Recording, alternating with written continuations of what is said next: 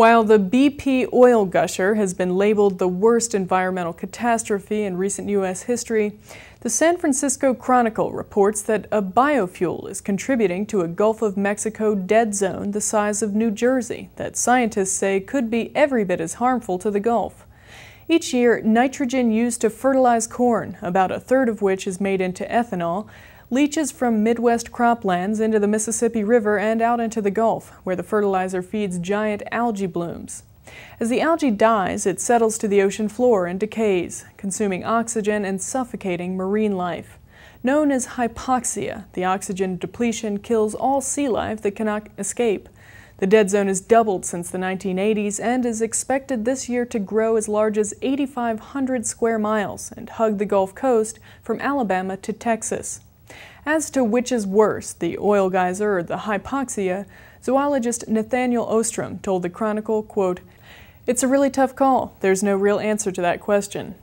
Some scientists fear the oil spill will worsen the dead zone because when oil decomposes, it also consumes oxygen.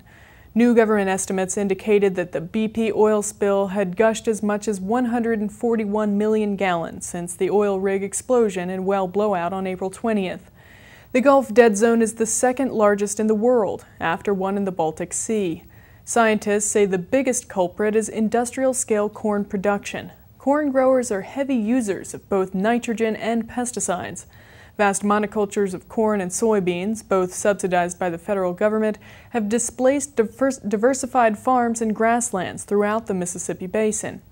Louisiana State University zoologist Gene Turner told the Chronicle, quote, "The subsidies are driving farmers toward more corn. More nitrate comes off cornfields than it does off of any other crop by far, and nitrogen is driving the formation of the dead zone."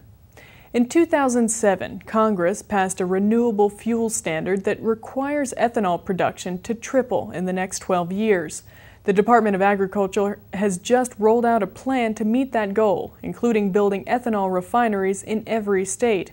The Environmental Protection Agency will decide soon whether to increase the amount of ethanol in gasoline blends from 10% to 15%. A 2008 National Research Council report warned of a considerable increase in damage to the Gulf if ethanol production is increased.